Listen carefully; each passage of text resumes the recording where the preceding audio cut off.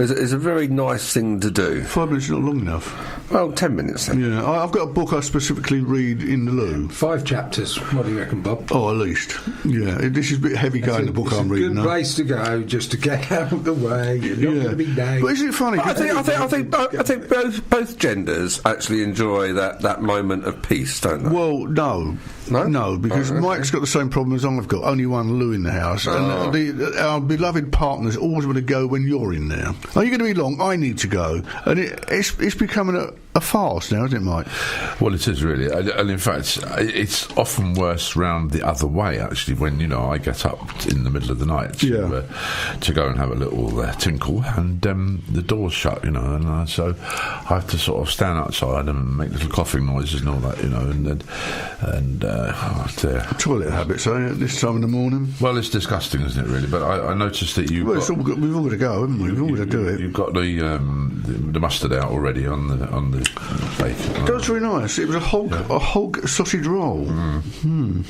This was a study of 1,000 men for of course, here we go, for the hair dye brand Just for Men, who found that 9% enjoy striking poses in the bathroom mirror while no one is looking. How do they know that? Yeah, how do they know that? I mean, it's... They're making it up. So all these men turn around and say, oh, yes, I go in the bathroom, and I stand there in the mirror and, I don't know, No, they probably paid a student to research it.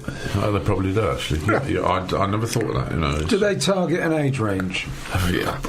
Have you ever dyed your hair? No. I have. I can see that. I did it many years ago, and I was starting to go grey, and I thought, I don't want to go that grey, and I thought I'll get some hair dye, which I think might have been Just for Men or something very similar to Grecian 2000. I can't remember what it was. No, I brands. It said, for that natural look of, and I just put it on. Well, I tell you what, I had to laugh. I mean, my hair went jet black. It looked so black that it was so artificial looking. I've never been so embarrassed in my life. So I went and had a very, very, very brutal haircut. On this point, I have to say, my lady wife said to me last night, Mike's lost weight. His face looks thinner. Yes. I said exactly the same, and she said you look a lot more gentle with hair. Yes, I know. Yes. I know. Well, I liked this sort of Russian football thug look he used to sort of... Spartak Moscow. Yeah, Spartak Moscow Mike. Kevin, you wanted this, but listen, you've got to learn, my friend, that you have to step in. If you just want to sit back and enjoy the show, then that's great. But if you want to get in there, right? Just get in there, right? I'm going to get in there. Good. I just wanted to say on the who is this bloke talking? I just wanted to say on the subject of dyeing hair that I was a little bit disappointed with Louise on the weather this morning. She's changed her hair. Who's that? Now, whether this is the original or the other one was, I'm not sure, but on the BBC News, Louise, the weather lady, has changed the colour. Was that the lady in the red? I was just slightly disappointed. Is that the one in the red dress? Did she have a red dress on this morning? I don't think so, no. Well, Louise Munchkin, or whatever her name is not that Louise one. Minchin. It's not that one. Because she's nice. She's your mate, isn't she? No, it's... Who's the one the you weather got? girl. Oh no, that's Naga. Can't stand Naga. No. All right. Personally, I think we should all go old gracefully. Yeah. And whatever happens. I'm not dyeing my hair. I am staying a teenager. I don't care. I'm just going to stay a teenager. I'm not going to get old. Well, they do say with Shakespeare, it's 7 ages of man, isn't it? So we start off with all that and we actually work our way back. Well, I think I'm working my way back very, very quickly. And so is this young lady, because she's 73 years of age. Her name is Anne Robinson. Oh? Her name is Anne Robinson. You were here last week. And she said that she wants people to know she enjoys sex and does not find that it has got less interesting as she has got older. The 73-year-old said she has always enjoyed that side of life, but hinted that a busy work schedule means she sometimes struggles to find the time. Be careful, she's setting people up so she can say, oh, he touched me. Well, he touched my finger. He touched my arm. You are the weakest link, get out. This is my girlfriend. The lovely Carol Cook. No, yes. Yeah, it's a bit never mind. Yes, what? But, the TV presenter she was speaking in response to Jane Judi Dench's comments in September, in which the 82-year-old said she still feels desire. Look, she's pretty good-looking, old Judi Dench. No, not Judi Dench. I'm thinking of the other one. Oh, Anne Robinson. No. The other day, he used to play in Prime Suspect. Helen Mirren. Helen Mirren, yes. Helen Mirren, yes. Yeah, Helen Mirren, she's a bit... there is a certain quality to older ladies. Oh, yeah. Personally. Yes, Speaking, I believe. You like the older lady? Facial the older woman. I like the older woman, yes. I think that I love these expressions that we give to them. Just a little bit unfortunate, I suppose, but they're not past their sell-by date, or they haven't come to the front of the shelf yet, No, that's us, isn't it? We're the ones that pass their sell-by date. Well, you speak for yourself, my friend, because I'm in the prime of my life. No, you think you are. You think you are. Where's the evidence to say you are? Huh? Where's the evidence to suggest you are? Well, I don't know. Well, as we go through life, there are different stages, and we have to be at the prime of our life at that stage. Was it 7 stages of man, is it? Or something? Yeah, from Shakespeare. Maybe you can look it up. Oh, Alan? We start, don't we, crawling around, and I think we end up crawling around or something. And we go through the teenage thing, and lover and soldier and this, that and the other. Pantaloon, is it one of them? I tell you what, you know more about this than I do. You certainly know when you feel your age when you look at your great-grandson, who's only 3 weeks old, that makes you feel a bit old then. You're going back to that stage, aren't you? Well, it's nowhere near that stage. Yeah, so there we are. Listener, good morning and welcome to CRMK. 07790385385 is the number if you want to call in. 07790385385. Yes, we'd like to hear your comments, wouldn't we? To say hello to Dave and his wife over there in Spain. I think they've done the best thing, really. Get back out there again and get away from this.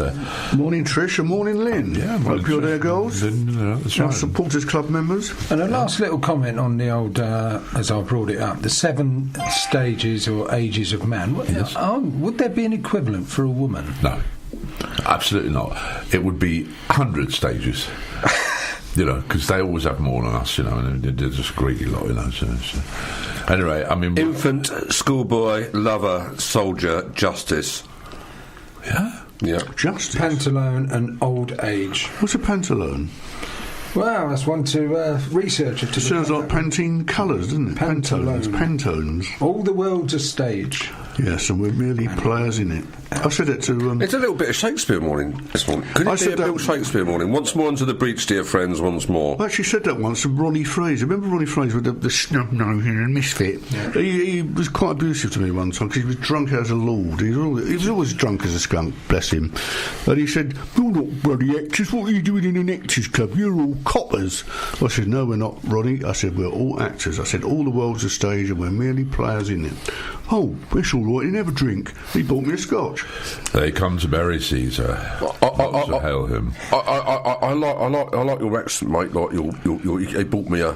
That's just like it's almost gangster, isn't it? Well, he was a bit of a gangster, wasn't he? Was he? Well, sort of. He used to play the old English Tommy a lot of the time. Richard III, really? Bob was like that when he was a private investigator, because you can't, as a private investigator, you can't. I'll have to shoot you. You can't talk in a plum voice. No? No. Oh, God. You have to be like one of the crays. I thought actually you could be a rather posh, wouldn't you? Well, no, posh PI. No, not a posh PI. No such thing as a posh PI. No, you've got to. You can imagine him being more of a Magnum type. A bit like Hazel. Remember Hazel? Yes, I do remember. That was written by Terry Venables. Did you know that? I didn't know that. But the idea of the PI who sleeps in his office because he's no longer got a flat, and he drinks his tea out of an old shaving mug or something. That's the reality of it. That's the reality of it. More or less. It is a sort of a classic description. People who make films and programs about private detectives always use that it's like a classic iconic image. Well, it did have its funny moments. When you're sitting on a surveillance all night long, you've got to get out of the car at some point. point and have a pee, haven't you? But you've got to make sure you've turned your internal light off in the car so it doesn't give the game away. And I did this on one occasion and stepped straight into a pile of dog's mess on the thing. And I got back in the car and I said to my mate who was with me, I said, "You've let one go." He said, "No, it's not me, it's you." I said, "No, it's not me." And then I realised it was on my shoe. So I spent a good half an hour trying to wash my shoe in a puddle. That's the sort of thing that used to happen when you're a private investigator. Down to earth with Bob. Well, why not? Yeah, I mean... Don't be about it. Come straight out with it. It's back to bottoms. Yeah. Is it? Dog's bottoms. Well, we started off with wind jokes this morning. Yeah, it did, didn't it, really? Yeah. It's just degenerated from... It's been going downhill since then. Since then, that's exactly... Now we're down to dog poop. 10 o'clock this morning, the programmes will change and Decades will be with you, with Charles, Dave and Charlotte. And there'll be no dog poo with them. There will no dog poo with them at all, no. This is a great one here, because apparently they're now talking about trying to legislate all these car parking attendants or car parking companies and all that sort of thing. No, but, however, there's thousands of motorists could see their speeding convictions overturned after a controversial road safety firm used by police was accused of acting unlawfully. Apparently, the Road Safety Support Limited, RSS, which was set up by, guess what, a former chief constable and an ex-road traffic officer, is paid hundreds of thousands of pounds a year by forces to advise on speed camera plans and provide expert evidence in court cases. It even has a former prosecutor on its books who's conducted high-profile trials, including that of Michael Howard, when he was actually for... However, RSS is now facing claims that it has been acting unlawfully for the past 10 years, as it is not a registered law firm. Well, we're surprised. There you go. And if the allegations under investigation by the Solicitors Regulation Authority, Watchdog, are proven, it could prompt a deluge of appeals by drivers convicted as a result of RSS's work.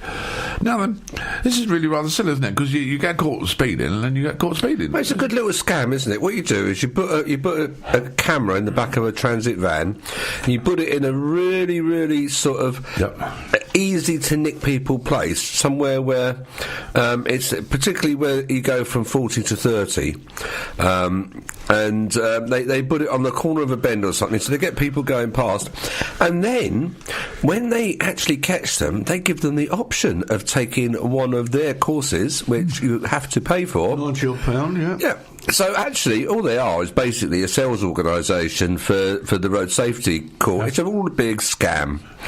It's a massive scam, and it's another legalised extortion on the motorist, isn't it? And in the paper this week, I saw it that the police are actually using the cab of a articulated lorry. They've been doing this for some time. It goes around the forces. They move it about. Yeah, I've not seen that before. They drive alongside and they see the guy on the phone or whatever. Mind you, coming in yesterday, I didn't tell you this. When we came in yesterday, there was a van weaving and waving all the way down the dual carriageway, and he must have been on his phone, I reckon, because he was definitely dangerous. Some van went to pass him and he had him into the barrier. And then he sort of realised he was approaching the roundabout and straightened up. So I don't know, he was well over the limit. What I don't understand is that the technology is so readily available and so cheap to have a hands-free, completely safe mobile phone technology in your vehicle. And in fact, many of the mobile phones come with an app that you can just answer it by saying answer. Yeah. And so you don't have to take your eyes off the road to be able to answer the phone, and you say end and it closes. I sometimes think it's a macho thing, don't you? Well, I don't they think they're being clever, I think, by not using hands-free.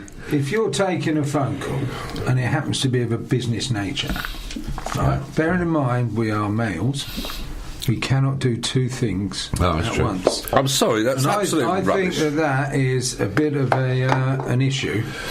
Oh, we know casual conversation with the wife when you're going along, I think is fair enough. No, I think that's probably more dangerous. I think that's probably more dangerous. I mean, what's this, Kevin? We're males.